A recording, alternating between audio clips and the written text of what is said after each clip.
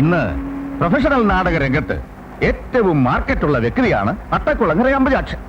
അദ്ദേഹം നമുക്ക് വേണ്ടി നാടകം എഴുതി സംവിധാനം ചെയ്യാമെന്ന് ഏറ്റത് തന്നെ ഒരു ഭാഗ്യാന്ന് കരുതിയാ മതി.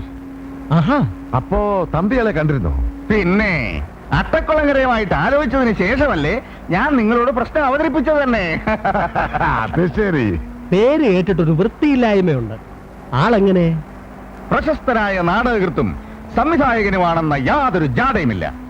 പെരുമാറ്റത്തിലാണെങ്കിലോ എക്സ്ട്രാ ഡീസന്റ്.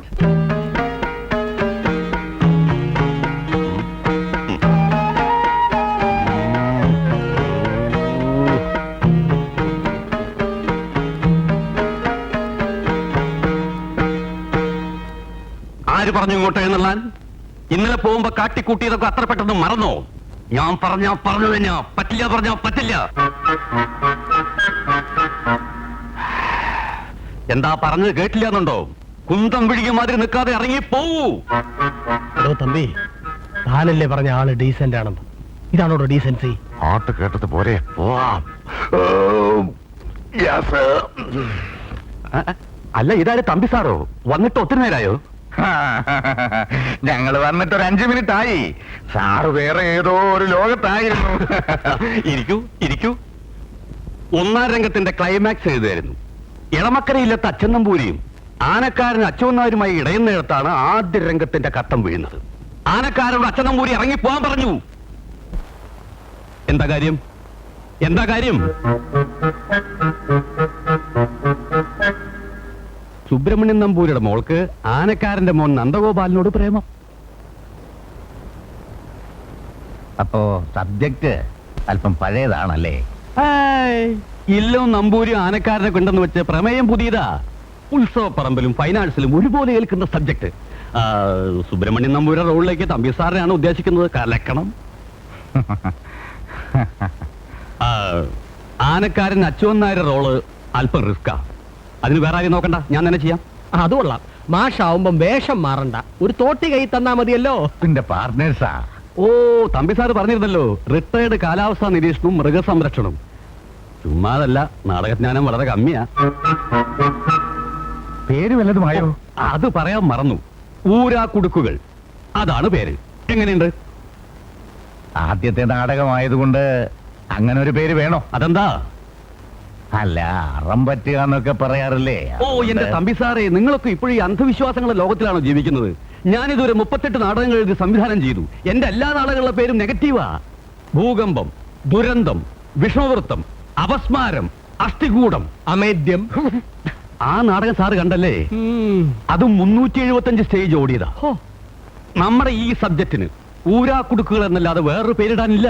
അത്രയ്ക്ക് സങ്കീർണങ്ങളായ പ്രശ്നങ്ങളാണ് നാടകത്തില്. അത് നാടകത്തിൽ മാത്രം ഒതുങ്ങുന്നാ മതിയായിരുന്നു.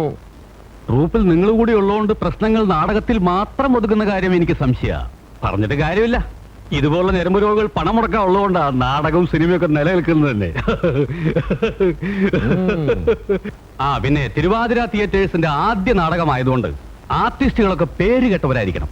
അവരൊക്കെ വലിയ വലിയ ട്രൂപ്പുകളായിരിക്കും. പക്ഷേ എന്റെ നാടകം എന്ന് പറയുമ്പോൾ അവർക്ക് താല്പര്യം കാണും. എന്നാലും അവർക്ക് അഡ്വാൻസ് കുറച്ച് കൂടുതൽ കൊടുക്കേണ്ടി വരും. അത് സാരമില്ല. നല്ല നടികൾക്കൊന്നും നാടക ട്രൂപ്പിൽ ക്ഷാമാണെന്നറിയാലോ. ആണോ?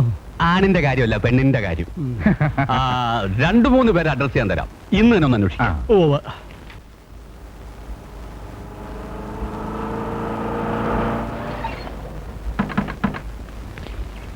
ആ കടയിൽ ചോദിക്കാം.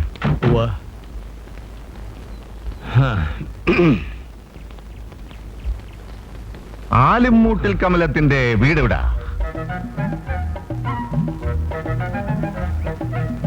ഇവിടുന്ന് കുറെ തെക്കോട്ട് പോകുമ്പോ റോഡ് സൈഡില് ഒരു ഓടിട്ട വീട് കാണാം. അതാ.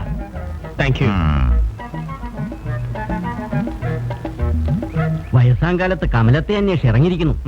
50ലും ആശയി വരും. വഴി പറഞ്ഞെന്ന പയളന്തിനാ ഒരു ആക്കിയ ചിരിയിരിച്ചേ. നാട് ചീത്തയായി പോയി. വന്ന് വന്ന് വഴി പോലും ചോദിക്കാൻ വയ്യെന്നായി. വാ പോവാം. കേറ്.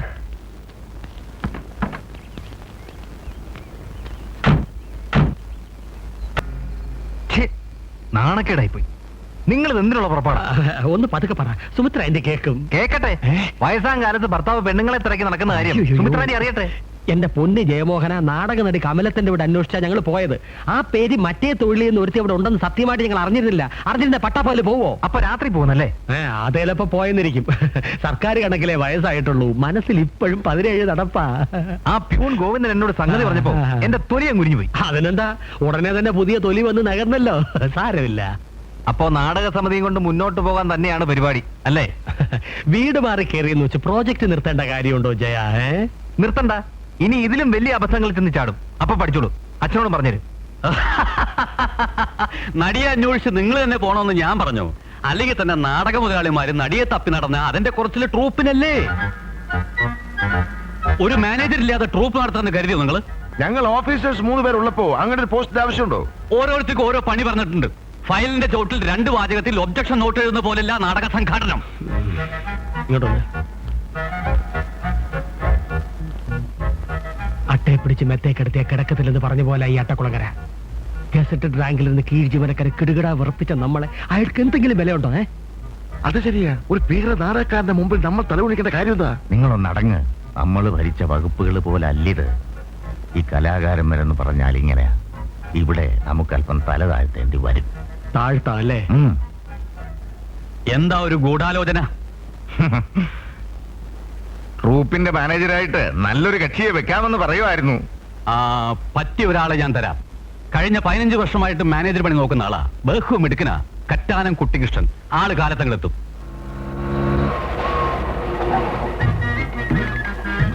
എത്ര ആയടേ?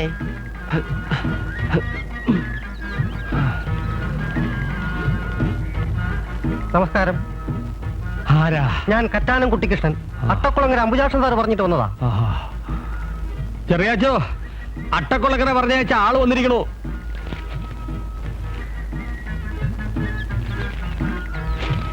അയക്കപ്പെടുന്ന ആള് മിടുക്കനായിരിക്കും എന്നാണല്ലോ അട്ടക്കുളങ്ങര പറഞ്ഞത്. ഫിസിക്കൽ അപ്പിയറൻസിലല്ല, പ്രവൃത്തിയിലാണ് മിടുക്ക്. സാറിനെ പോലെ വെളുത്തു ചുമന്നിരുന്നിട്ടും കാശിന് കൊള്ളത്തില്ലെങ്കിൽ എന്ത് കാര്യം?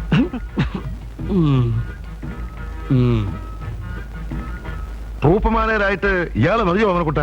അതാ ഞാനും ആലോചിക്കുന്നത്. നാടകാവതരണത്തിന് ആവശ്യമായ സാഹചര്യം ഒരുക്കുക എന്നതാണല്ലോ മാനേജറുടെ ജോലി കൊണ്ട് ഉദ്ദേശിക്കുന്നത്, അല്ലാതെ ചുവടെടുക്കലല്ലോ. ട്രൂപ്പ് മാനേജറുടെ പണിക്ക് ഈ ബോഡി ധാരാളം മതി.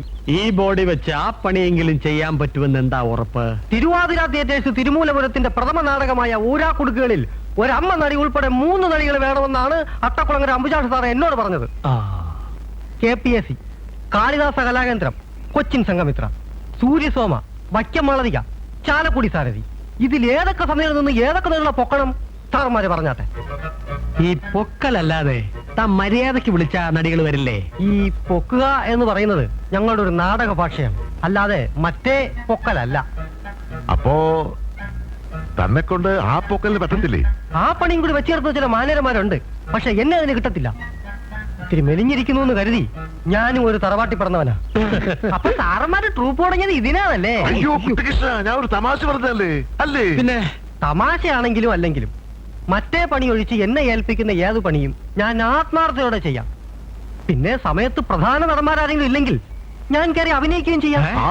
ഓഹോ, ഈ ദേഹത്തിനുള്ളിൽ ഒരു കലാഹൃദയം ഉണ്ടല്ലേ? പിന്നെ എന്റെ ശക്തൻ തമ്പുരാൻ പ്രസിദ്ധമല്ലേ? ആഹാ. ആലയും ഇനി ഒന്നും ഇനി ഒന്നും പറയണ്ട. പറയണ്ട. തന്നെ ഞങ്ങൾ ട്രൂപ്പ് മാനേജരായി നിയമിച്ചിരിക്കുന്നു.